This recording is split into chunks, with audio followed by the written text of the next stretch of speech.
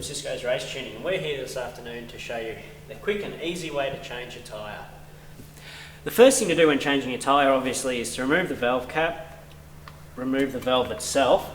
For doing this, I get an old bolt and I simply screw the valve removing tool that you get on any tube, or you can get them from Servo anywhere, on the end, and then I always know where that is. It sits in my bum bag when I'm riding or on the bench here at work. Sometimes when I'm doing the rim lock, you can't actually push it back.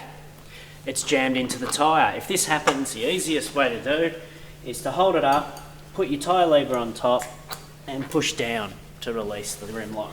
The next thing you have to do is break the bead from the tyre. The easiest way, get up on top of the tyre and push down with your foot. One of the easiest things to do is to lock your thicker lever under the disc and use your thinner lever, the working lever, to work the bead off the rim.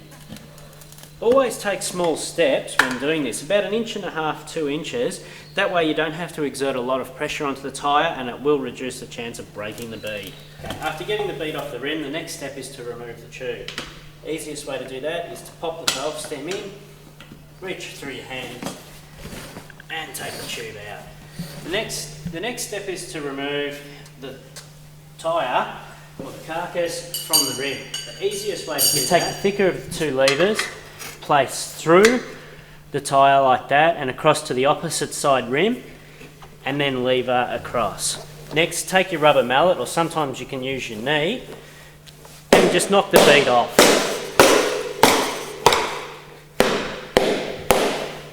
After removing your tyre, the best thing to do is to check your tube for any leaks.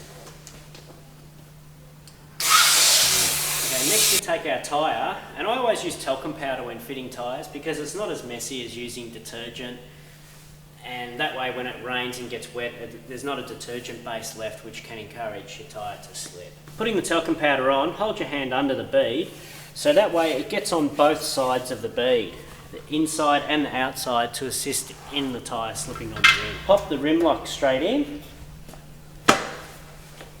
and then push the rim down into the tyre as best you can. Bring our old tyre back across as a workbench using our small lever. Gently work the tyre onto the rim. You can use your foot here to try and help you hold it all together. Again, when putting the tyre on, don't try and take too big a cut at once or you'll risk bending and breaking the tyre lever. To help the tube seat properly without getting caught on any of the beads, don't be scared to put a little tiny bit of talcum powder on that as well, and that'll just make it slip in a little better. Place the valve stem at the hole in the rim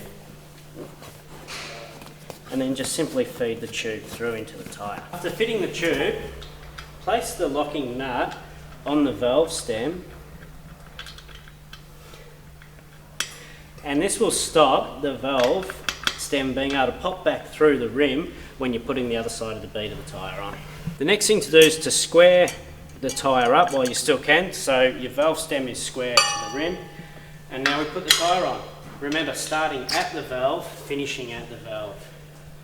First levering, you can go a little bit bigger when you're initially putting it on, but as you start to get around, when the tyre starts getting tight on the bead, use the smaller step. When we come to the rim lock, push the rim lock in as you're approaching with the tyre. If you're getting about 2/3 of the way through the tyre and it's getting very hard to flip the lever over, make sure that the bead is pushed down on this side. So as we go to push, again, pop the bead down into the tyre, and all of a sudden we don't need anywhere near as much pressure on the lever. Again, push our rim lock in. We pump the tyre up to pop the bead out onto the correct part of the rim so the tyre's set. Okay, next tighten up your rim lock.